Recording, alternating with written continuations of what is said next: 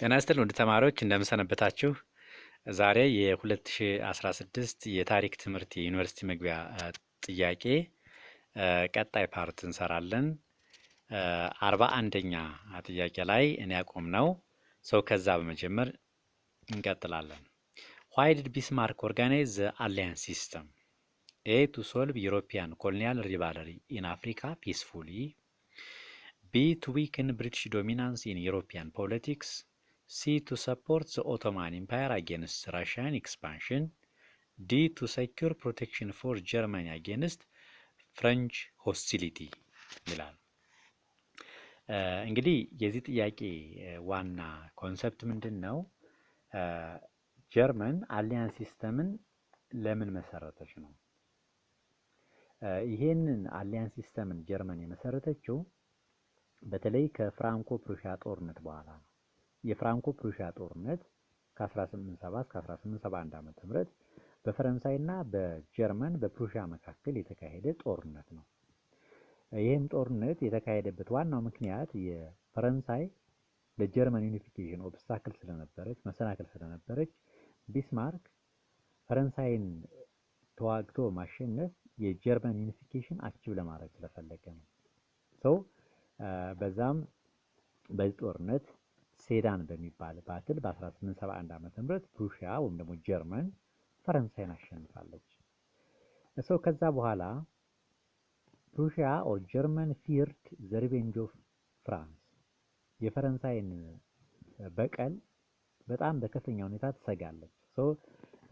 ራሷን ለማጠናከር ወይም ደግሞ ሴኪዩር ለማድረግ ሺ ፎርምድ አን አሊያንስ ሲስተም ዊዝ አዘር ዩሮፒያን ፓወርስ ከሌሎች አውሮፓ ኃይሎች ጋር ጓደኝነት መሰረት ትችላለች ነው። እንዲያውም መጀመሪያ ጓደኝነት የመሰረተችው ከቀድሞ ጠላቷ ከአውስትሪያ ሃንጋሪ ጋር ነው። ይህም ጓደኝነት በዋናነት ዘዱዋል አሊያንስ ይባላል። በ1879 ዓመተ ምህረት ነው የተስማሙት አውስትሪያ ሃንጋሪ እና ጀርመን። ዋናው ሪዝኑ ምንድን ነው ቢባል ቱ ሴኪዩር ጀርመኒ ነው አጌንስት ፍራንስ ፈረንሳይን አይሶሌት የማድረግ የፈረንሳይን ሪቬንጅ የመከላከል ኢንቴንሽን የነበረው። የዚህ ጥያቄ መልስ የሚሆነው ዲ ነው። ቱ ሴኪዩር ፕሮቴክሽን ፎር ጀርመኒ አጌንስት ፍሬንች ሆስቲሊቲ የሚለው መልስ ይሆናል ማለት ነው። 42ኛው ጥያቄ which of the following was a consequence of the 1970 revolution in Russia?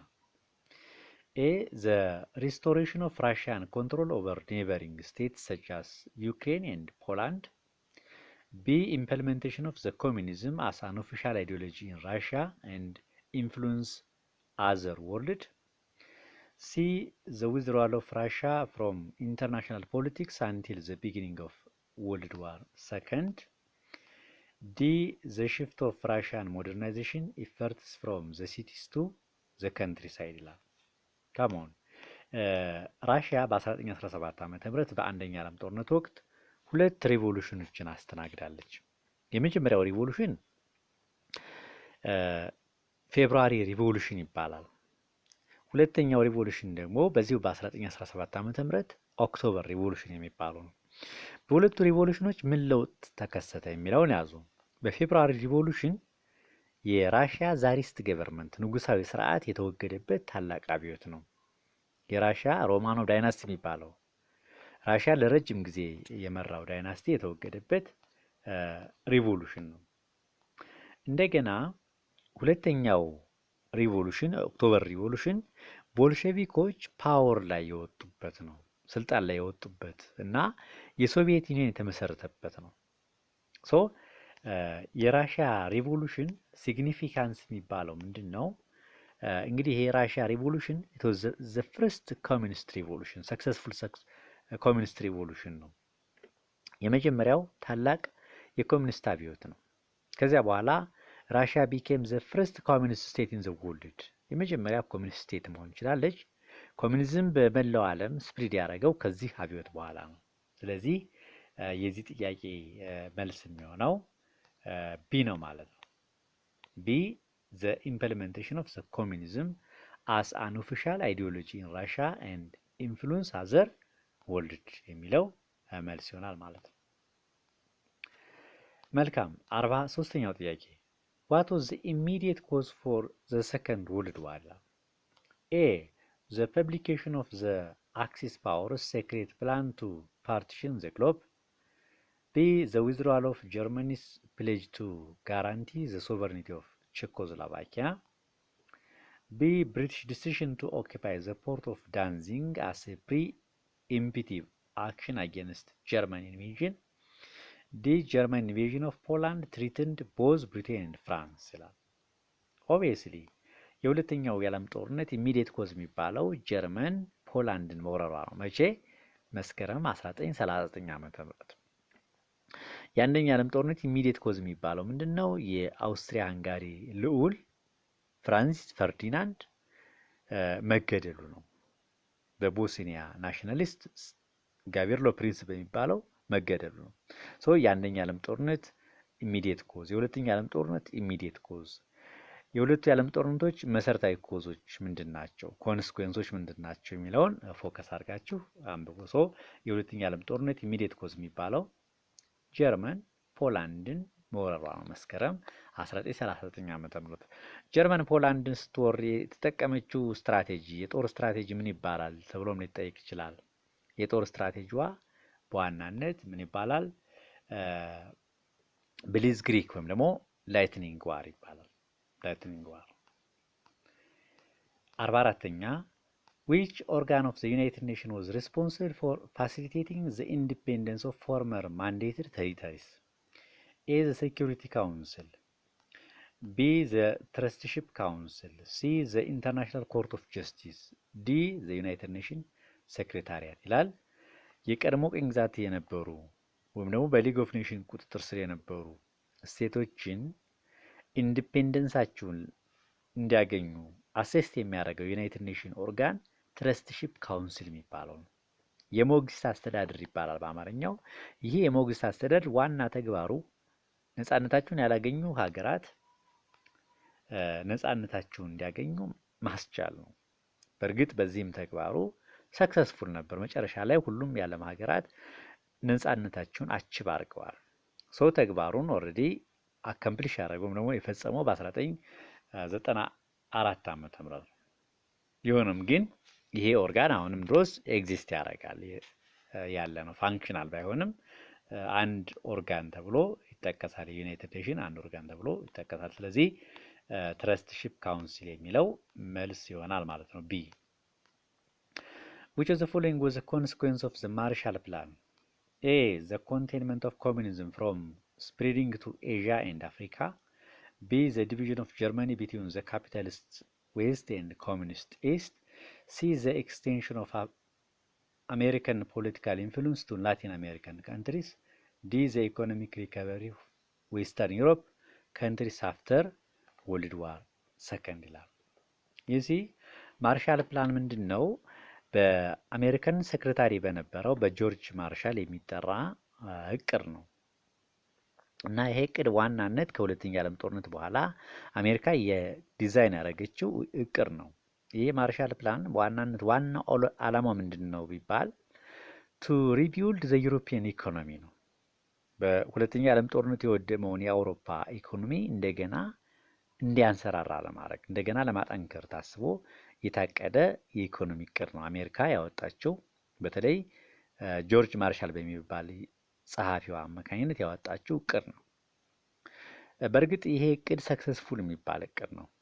በዚህ እቅድ መሰረት አሜሪካ በሰጠችው የኢኮኖሚ ድጋፍ የአውሮፓ ሀገራት ኢኮኖሚ በከፍተኛ ሁኔታ ተሻሽሏል። የአውሮፓ ሀገራት ፓወርፉል መሆን ችለዋል። ስለዚህ the economic recovery of Western European countries after World War II የሚለው የዚህ ጥያቄ መልስ ይሆናል ማለት ነው። ወይም ደግሞ የማርሻል ፕላን ኮንስኩዌንሱ ነው ማለት ነው። ዋናው ዓላማውም ያ ነው። መጨረሻ ላይም ይሄን ዓላማው አቺቭ አድርጓል። የአውሮፓ ኢኮኖሚ በከፍተኛ ሁኔታ ፕሮግረስ ሊያደርግ ይችላል ወይም ደግሞ ሊያድግ ይችላል ማለት ነው። what was the cause of the cold war? 46ኛው ጥያቄ A conflict between the superpowers of free market and planned economic systems. D. Desire to the superpowers to extend their political and strategic influence across the globe. C. Difference between the two superpowers on how to partition Africa and Asia. D. Rivalry between the superpowers to send the first mission to outer space ይላል። እንግዲህ conflicting economic and political interests are the cause for the Cold War. ኮልድ ዋር እንግዲህ ከሁለተኛ ዓለም ጦርነት በኋላ እስከ 1990 የቆየ ጦርነት ነው፣ የቀዝቃዛው የዓለም ጦርነት። የዚህ ጦርነት ዋናው ኮዝ ምንድን ነው? ኢኮኖሚክ እና ፖለቲካል ኢሹዎች ናቸው። በሁለቱ መካከል በሁለቱ ሱፐር ፓወሮች መካከል የኢኮኖሚና የፖለቲካ ልዩነት መኖር ነው። የአይዲዮሎጂካል ዲፈረንስ ነው።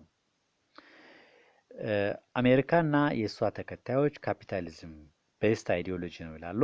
እንደገና ደግሞ ራሽያ እና የእሷ ተከታዮች ደግሞ ኮሚኒዝም የዓለም ዋና ፊሎሶፊ መሆን ያለበት ኢኮኖሚክ ቤዝ ነው መሆን ያለበት ይላሉ። ሶ ይሄ ነው ዋናው ምክንያት። ሶ ዘ ዲዛይር ኦፍ ሱፐር ፓወርስ ቱ ኤክስቴንድ ዜር ፖለቲካል ኤንድ ስትራቴጂክ ኢንፍሉዌንስ ነው። ይሄ ዋና ምክንያት ነው። ስለዚህ የዚህ ጥያቄ መልሱ ቢ ይሆናል ማለት ነው። ቢ 47ኛው which of the following countries did not belong to the Warsaw Pact? ዋርሶ ፓክት ምንድነው? በ1955 ዓመተ ምህረት ኮሚኒስት ብሎኮች የመሰረቱት ወታደራዊ ህብረት ነው እና የዚህ ህብረት አባል ያልሆነ የትኛው ነው? ሮማኒያ ነበረች። ሶቪየት ዩኒየን ዋናው የዋርሶ ፓክት ሊደር ናት። ዌስት ጀርመን አይደለም። ዲ ሃንጋሪም የዋርሶ ፓክት ሜምበር ናት። ጀርመን ከሁለተኛ ዓለም ጦርነት በኋላ ወደ ሁለት ተከፍላ ነበር። ዌስት ጀርመን ካፒታሊስቱ ብሎክ ተቆጣጥሯታል፣ በዋናነት ብሪቴን፣ ፍራንስ እና አሜሪካ። እንደገና ኢስት ብሎክ ኢስቱን ጀርመን ደግሞ ሶቪየት ህብረት ተቆጣጠራለች።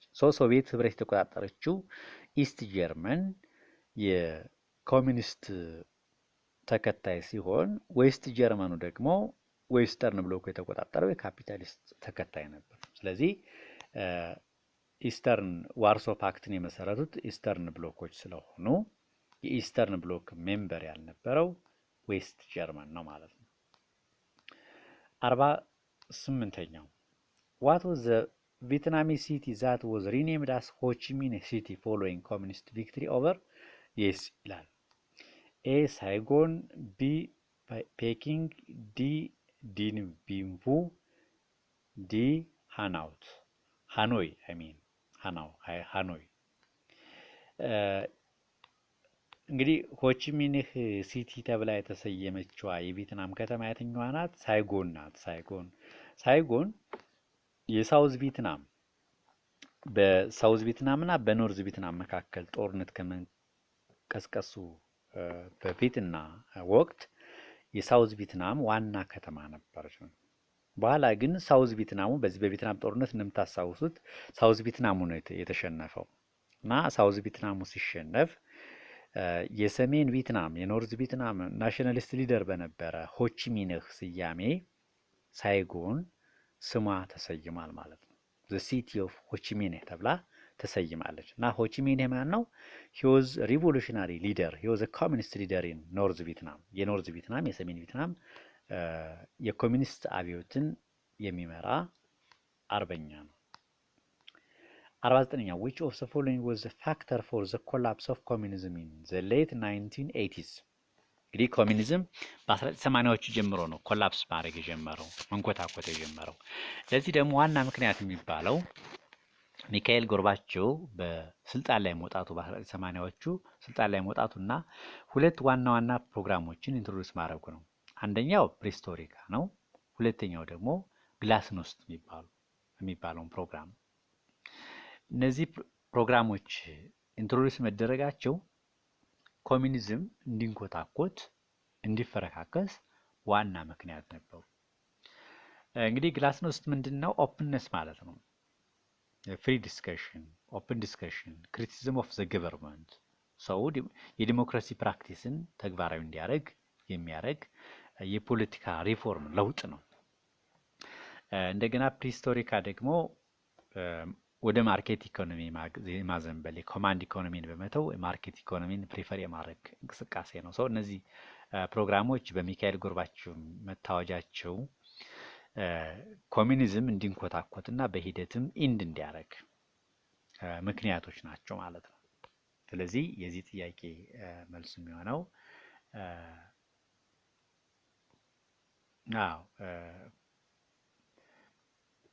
ፖለቲካል ኤንድ ኢኮኖሚክ ሪፎርምስ ኢኒሺየትድ ባይ ጎርባቾቭ ይሆናል ማለት ነው። ቢ 49ኛው ጥያቄ 50ኛው ጥያቄ why did the imperial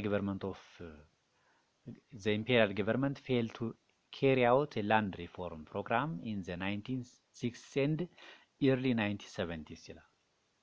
እንግዲህ በኢትዮጵያ በ1960ዎቹና 70ዎቹ ይሄ የመሬት ጉዳይ በጣም ሲሪየስ ፖለቲካል ኮስችን ነበር። እንደምታስታውሱት የተማሪዎች ጥያቄ በተለይ ላንድ ቱ ቲለር የሚባለው መፈክር ዋናው ኢንቴንሽኑ አርሶ አደሩ ጭቁኑ መሬት አልባው አርሶ አደር መሬት እንዲያገኝ የሚል ኢንቴንሽን ነው ያለው። በ1965 ዓመተ ምህረት ተማሪዎች ይዘውት የወጡት መፈክር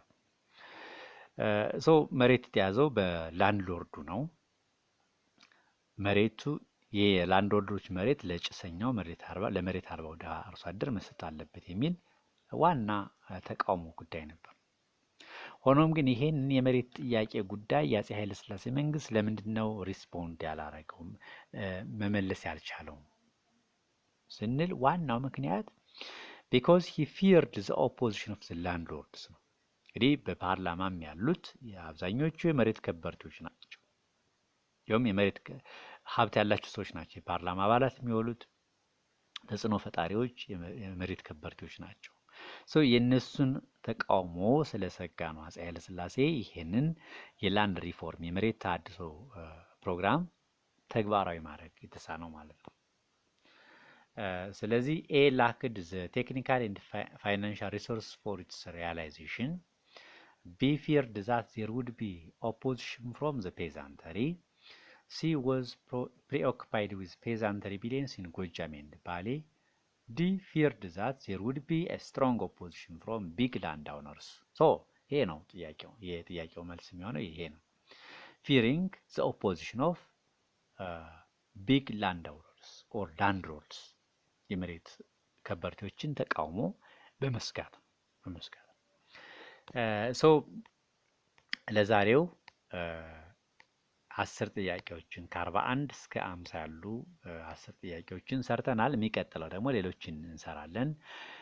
ምናልባት ይሄን ቻናል ላይክ ሰብስክራይብ ብታረጉት ጥሩ ነው። ያው በተደጋጋሚ ተምጨቀጭቃችሁ ብዬ ላይክ አርጉት ሼር አርጉት አልልም።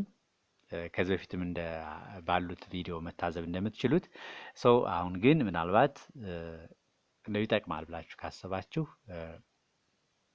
ቻናሉን ላይክ ሼር እና ሰብስክራይብ ብታደርጉት በጣም ደስ ይለኛል። ለዛሬው የነበረን ቆይታ በዚህ ይጠናቀቃል። ኮሜንትም ካላችሁ ኮሜንት ፍሪሊ ኮሜንት ላኩልኝ። እንዲሰራ የምትፈልጉት ነገር ካለም ኮሜንት አድርጉኝ፣ ሰራላችኋለሁ። አመሰግናለሁ። መልካም ጊዜ